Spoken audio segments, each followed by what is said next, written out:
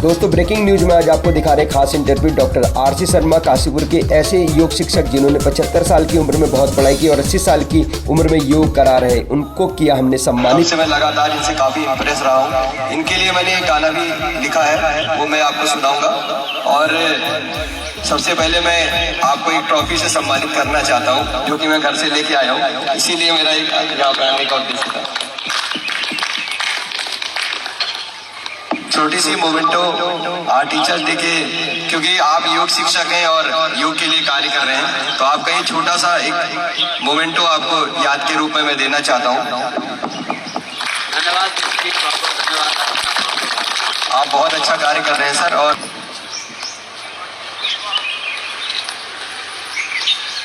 काशीपुर के अंदर आज मुझे नहीं लगता कि कोई दूसरा ऐसा गुरु है, योग शिक्षक है, जो कि इतनी तत्परता के साथ इस एज में जो है लोगों को जागरूक करने का कार्य कर रहे हैं। ये वास्तव में बहुत श्रेष्ठ कार्य है। तो दोस्तों जानिए डॉक्टर आरसी शर्मा के बारे में, जो कि प्रतिदिन योग कराते हैं। कौन कहता है कि उम्र किसी भी कार्य में बाधा होती है। डॉक्टर आरसी शर्मा आज 80 साल की उम्र में भी प्रतिदिन सुबह 5 बजे से लोगों को योगा कराते हैं आवास विकास में।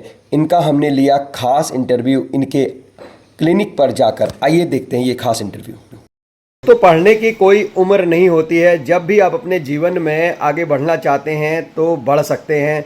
ऐसा ही एक बहुत बड़ा प्रमाण हमारे सामने यहाँ पर डॉक्टर आरसी शर्मा जी, जो कि एक जिस एज में लोग कहते हैं ना कि अब यार हम रिटायर्ड हो चुके हैं, हम अब लाइफ में कुछ नहीं कर पाएंगे, और उस एज में डॉक्टर साहब के अंदर कितनी बड़ी जो है पावर है, जो कि इन्होंने इतने बड़े बड़े डिप्लोमे जो है उत्तराखंड ओपन यूनिवर्सिटी से लिए हैं। डॉक्टर साहब ने डिग्रियां ली हैं, बहुत बड़ी बड़ी डिग्रियां। आइए दोस्तों आज हम आपको दिखाते हैं कि अगर आप पढ़ना चाहते हैं, आपके अंदर पढ़ने की ललक है, जीवन में कुछ करने की ललक है, तो डॉक्टर आरसी शर्मा से बड़ा एग्जाम्पल मैं नहीं समझता हूँ कि आज की डेट में कोई बड़ा यहाँ पर हो सकता है। सबसे पहले दोस्तों मैं दिखाना चाहूँगा आपको 2019 में।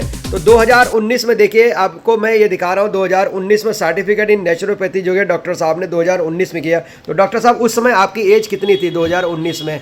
लगभग 75 साल हो गए थे। 75 साल की एज में देखिए दोस्तों, 75 की एज में देखिए ये जो है सर्टिफिकेट इन नेचुरोपैथी का। उसके बाद दोस्तों देखिए, उसके बाद है डिप्लोमा इन योग एंड साइंस, यौगिक साइंस का। देखिए ये जो है डिप्लोमा आपने लिया है जून 2021 में, तो आप समझ सकते हैं। और दोस्तों इसके बाद देखिए कि अगला जो है इन्होंने मास्टर ऑफ आर्ट्स योगा जो है वो भी फर्स्ट डिवीजन जो है यहाँ पर जो है प्राप्त किया है 2023 में। डिग्री यहाँ पर मास्टर ऑफ आर्ट्स की एमए की डिग्री जो है यहाँ पर प्राप्त की है। तो डॉक्टर साहब ये बताइए कि मतलब जिस उम्र में लोग पढ़ना नहीं चाहते, उस उम्र में आपने इतना बड़ा मतलब ये जो है इतनी बड़ी डिग्रियाँ कैसे हासिल कर ली, क्या कारण है? हाँ, मैं 77 साल का था जिस समय एमए योगा कर रहा था। बहुत बढ़िया। तो हमारे मित्र भी हैं, हमारे शिष्य भी हैं, हमारे भाई भी हैं जी। डॉक्टर महिपाल सिंह जो डिग्री कॉलेज में हैं। अच्छा। और अगर मैं चैनल के माध्यम से मेरी बात सुन रहे हो, degree college Kashipur Radhe degree का, अच्छा, फिजिक्स के लेक्चरर प्रोफेसर हैं वो। अच्छा अच्छा। तो वो जब मैं लिखने बैठता था, एग्जाम होता था, मैंने सारे एग्जाम जो है डिग्री कॉलेज में राधे हरी में दिए। अच्छा। और उन्हीं की उपस्थिति में मैंने सारे एग्जाम दिए, वही मेरे एग्जामिनर थे। और जब मैं बच्चों के साथ बैठता था, एक बूढ़ा आदमी, तो वो क्या नाम है उधर कभी जाते थे मेरी तरफ, तो वो कहते थे कि आप कलम रख करके उठा भी लिया करो, आप तो इतना लिखते हो। तो काफ़ी छोटी पड़ जाती थी। क्या बात है। हाँ, तो मैंने जो है पहले नेचुरोपैथी किया क्या नाम है आपका हल्द्वानी से। अच्छा। यूनिवर्सिटी से।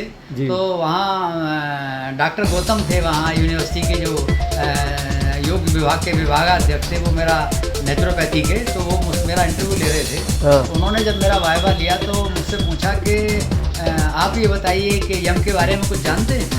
अच्छा। तो मैंने कहा कि यम हाँ एक सामाजिक नैतिकता है। तो बोले मैंने ये तो किताब में पढ़ा ही नहीं। उनकी तो आप लिख लीजिए इसको, यम एक सामाजिक नैतिकता है। सामाजिक नैतिकता इसलिए है कि मनुष्य एक सामाजिक प्राणी है, यदि वो समाज से बना कर नहीं रखता वो मनुष्य नहीं है।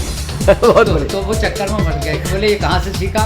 मन के मैं अभी बताता हूँ। मन के यम जो इसके 5 पिलर हैं, अहिंसा, सत्य, अस्तेय, अपरिग्रह और क्या नाम है ब्रह्मचर्य। तो अहिंसा करेगा आदमी, हिंसा करेगा, सत्य झूठ बोलेगा तो समाज स्वीकार नहीं करेगा जी। और वो किसी की चोरी जारी करेगा तो समाज स्वीकार नहीं करेगा। किसी की दूसरे की चीज़ को हड़पेगा, समाज स्वीकार नहीं करेगा। ब्रह्मचर्य का पालन नहीं करेगा, यदि वो परमात्मा की शक्तियों का दुरुपयोग करेगा तो वो समाज स्वीकार नहीं करेगा। तो जब मैंने ये सब बातें बताई तो कहने लगे आप पैर दे दो मुझे। तो उन्होंने डॉक्टर विनय विद्या अलंकार हुआ करते थे MP डिग्री कॉलेज हल्द्वानी में, उन्होंने फोन मिलाया, बोले मैं आपके मित्र का इंटरव्यू ले रहा हूँ और ये तो ये नंबर ही नहीं कटने दे रहे, कहते हम 80 नंबर से ज़्यादा कहीं दे नहीं सकते, 75 से। अच्छा, तो अब मैं कितने नंबर दूँ? बोले जो इच्छा जैसा इनका उत्तर हो वैसे ही नंबर दो। अच्छा, तो उन्होंने साहब मेरे पूरे नंबर दिए, एक नंबर नहीं काटा।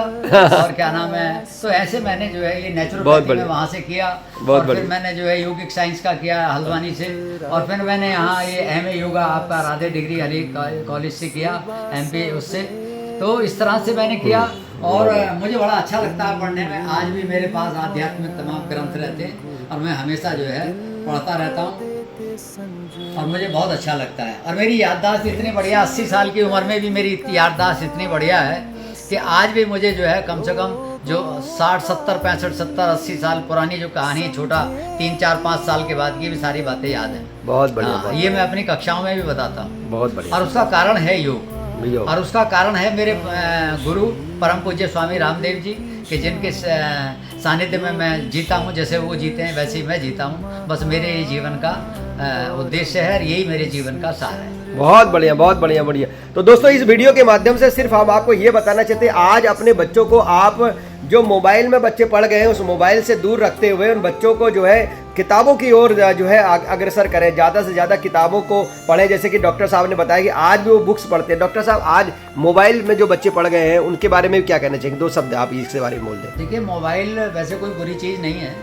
लेकिन मोबाइल जो बनाया था हमारे वैज्ञानिकों ने इसलिए बनाया था कि टेक्नोलॉजी को और थोड़ा सा अपग्रेडेड किया जाए। तो उस टेक्नोलॉजी का बहुत फायदा है। मोबाइल में बहुत सारी चीज़ें ऐसी होती हैं कि जो आप किताबों का सारा दुनिया की सारी चीज़ मोबाइल में बिल्कुल अगर आप जो चाहें वो उसको निकाल सकते हैं, लेकिन वो बच्चों के पास जो है वो गलत दिशा में चले जाते हैं। तो जब दूसरी दिशा में खराब चीज़ें देखने लगते हैं तो उनका इंटरेस्ट खराब चीज़ों में बढ़ने लगता है। तो जैसा हम सोचते हैं, जैसा हम विचारते हैं, जैसी हमारी संगत होती है, फिर वहीं बच्चों का डाइवर्जन हो जाता है। तो माता पिता का मतलब कितना संस्कार जरूरी होता है? माता पिता किस तरह से बच्चों को गाइड करें? ये एक सवाल आपका बहुत अच्छा है कि यदि माता पिता के संस्कार अच्छे हैं, माता पिता सुसंस्कृत हैं, अपने बच्चों को वही संस्कार देते हैं, गायत्री मंत्र का जाप बताते हैं और वो सुबह यज्ञ करते हैं और सुबह जो है भोर में अपने माता पिता भगवान को प्रणाम करते हैं, माता पिता को प्रणाम करते हैं, धरती माता को प्रणाम करते हैं। बच्चा देखता है कि हमारे माता पिता कैसे कर रहे हैं, तो वही संस्कार जो है उनका भोजन है, उनका भजन है, उनकी वो सारी चीज़ें बच्चे जो है सीखते हैं। सात्विक आहार है। तो अगर बच्चे इस तरह के रहते हैं तो बच्चों के अंदर कोई दोष आ नहीं सकता। और मोबाइल जो है बच्चों को ऐसा नहीं है मोबाइल बिगाड़ता है, मोबाइल नहीं बिगाड़ता, बच्चों को जो है उनकी संगत बिगाड़ती है और उनके संस्कार बिगाड़ते हैं। वो संस्कारों में बच्चे फंस जाते हैं, उसके कारण वो गलत चीज़ें दें। अब मोबाइल तो एक ऐसी चीज़ जो मांगोगे वो दे देगा। बिल्कुल, उसके बाद तो सारी चीज़ें अच्छी भी हैं, बुरी भी हैं। तो इसमें मोबाइल का दोष नहीं है, हमारा दोष है, व्यक्तिगत दोष है, माता पिता का दोष है या बच्चों का दोष। बहुत बढ़िया, बहुत धन्यवाद। आज आपने देखा कि यहाँ पर डॉक्टर RC शर्मा आज एक बहुत बड़ा एग्जाम्पल है हमारे उन बच्चों के लिए जो ये कहते हैं पढ़ाई बहुत मुश्किल होती है, पढ़ाई करने में कई बहुत दिक्कतें आती है, पढ़ाई में बच्चे फेल हो जाते हैं या जो है पढ़ना नहीं चाहते। ऐसा एग्जाम्पल डॉक्टर साहब ने यहाँ पर पेश किया है कि आज आप देखिए कि पढ़ने की कोई एज नहीं होती और डॉक्टर साहब ने इतने बढ़िया जो है डिग्रियां प्राप्त की हैं और उन डिग्रियों की बदौलत आज डॉक्टर साहब जो है कहीं ना कहीं एक अलग पहचान पूरे उत्तराखंड में बना रहे हैं और इसकी वजह से जो है आज योग के माध्यम से लोगों को जागरूक करें। डॉक्टर साहब क्या कहना चाहेंगे? हाँ, अब भाई हमारे विश्व जी कह रहे थे कि ये डिग्रियां तो आपने ऐसे ही प्राप्त कर ली होंगी। मैं किसी बात को मैं वैसे रखता नहीं हूँ। जी बिल्कुल। लेकिन मैंने इनसे कहा कि भाई इसका जीता जागता उदाहरण डॉक्टर महिपाल सिंह हैं, डिग्री कॉलेज के जो प्रोफेसर हैं फिजिक्स के। तो वो मेरे भाई गुरु भी हैं, मैंने उनके सानिध्य में वो किया है और मेरे मित्र भी हैं। और मैंने तो वो जब तो मैंने कहा आप उनसे पूछ सकते हैं कि मैंने किन परिस्थितियों में डिग्री, कितना परिश्रम पुरुषार्थ करके ये डिग्रियां प्राप्त की है, मेहनत की है।